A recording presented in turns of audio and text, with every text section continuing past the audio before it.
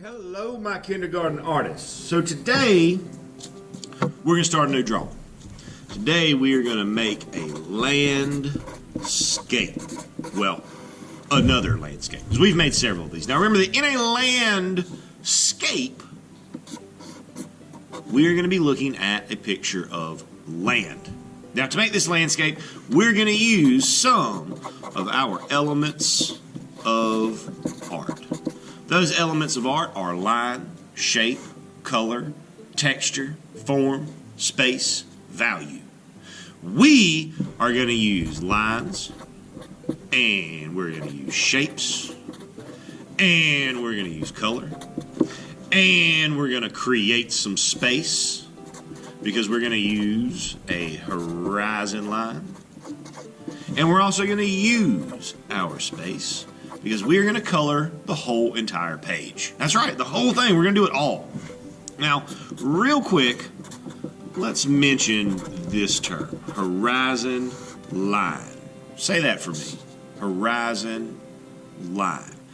Good. Horizon lines show us where the ground stops and where the sky starts, so that when we draw, we should have one line.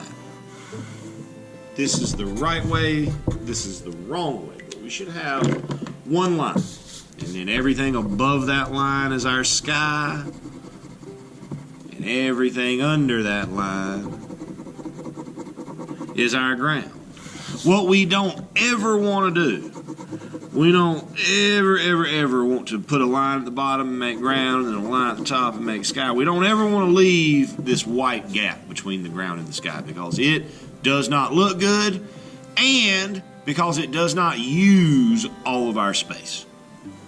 So that being said, let's go ahead and go into the drawing. So on our blank piece of paper, we want to start with our paper in landscape. So we want to make sure it's turned the way that I have mine in front of me. And the very first thing that we want to draw is our horizon line. Now, when you draw a horizon line, you need to remember that it does not have to be perfectly straight, but it does have to go all the way across your paper. All the way across, from side to side. And I'm worried that y'all might not be able to see what I'm doing, so I'm going to draw with this marker, but I beg of you, please draw with your pencil, because if you make a mistake, you can fix it with this. If I make a mistake with this, I won't be able to fix it, but it's more important to me that you guys are able to see. So in that story that we heard, fall leaves fall, that's all about the seasons changing. We're moving from summertime to fall, to the autumn. So we're going to draw a picture of a landscape that has trees from the summer and some fall trees. So first thing we need to do to make our summer tree is we want to make two straight lines, or two mostly straight lines. Now in summertime, what do the trees look like? Do they have all their leaves? Are their leaves still green? Think about that for a second. Yeah, I agree, they do. They still have their leaves. So when we draw this summer tree, we're just going to we want to let it go right off our page. We're not going to try to squeeze it in. So that summer tree is pretty easy. We've made some of these before. Now the fall tree, that's the one I really want to talk to you about. So we're going to start the fall tree the same way, with those two straight lines. But in the fall, what happens to the leaves on the trees? That's right, they change colors and then they fall to the ground. So in a fall tree, we need to be able to see some of the branches. So what we want to do here is we're going to use the letter Y. You guys know what the letter Y looks like? It looks like this. We got a straight line and Y, the letter Y. We're going to use this letter to make some branches on our tree. So this is what we're going to do. We're going to come up, boom, make a Y. All right, you with me? All right, let's try it. Boom, make a Y. Boom, make a Y. Boom, Y. Y. And it's okay if our branches overlap each other, because branches do that when we look at a tree sometimes. Boom, Y. Boom, Y. Boom, boom. Just as many Ys, add Ys onto Ys, little Ys, big Ys. But as we do that and we build that up, it's going to start to look like a fall tree that's lost most of its leaves. Now, if we were going to make a winter tree, a tree in wintertime, we could just leave this alone. We could just leave it just like that.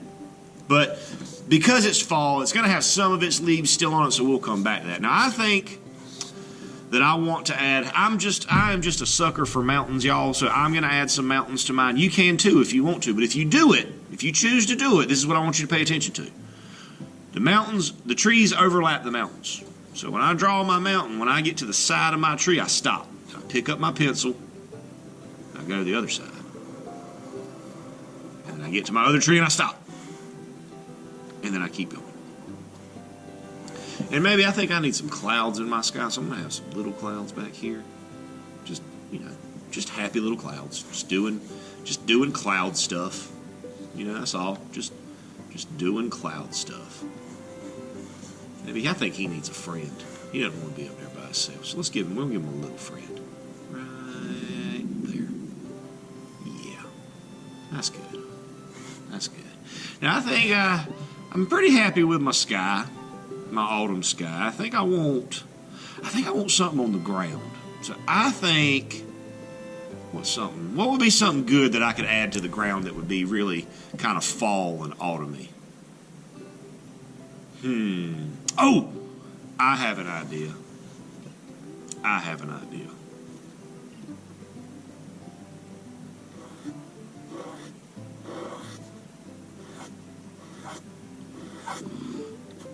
You guys know what that is? You remember drawing those? Well, this is a good time to use them. So put some pumpkins. Have a little pumpkin patch around this fall tree. Yeah, I like that. I think I want one more pumpkin. Now again, you don't have to add these pumpkins. I just wanted to have them in mind because it makes it feel more like fall to me. Now, the only part of this that I'm going to color in real time is part of the fall tree. Now with this, again, the leaves change color in the fall. They change from green. They lose their chlorophyll and they change colors. So what colors do they change? What colors did we see them in the book? Did we see yellow? What about orange? And what about red? Yeah, these are our traditional fall colors. So with the fall tree, what we want to do is just kind of, we don't even have to draw a leaf shape, We just want to kind of come up into those branches,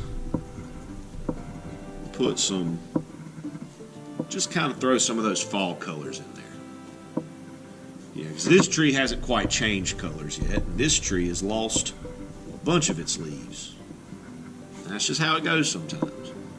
But I'm not, just kind of scattered. I think I might even have some leaves that have fallen on the ground. And again, I'm not going to worry about trying to draw a perfect leaf shape. I'm just going to put some of that color down. Just going to put some of that color down at the base of that tree. So with that being said, I'm going to go ahead and speed this up, and so you guys can see me go through the process of getting the rest of this colored and getting all of my space filled.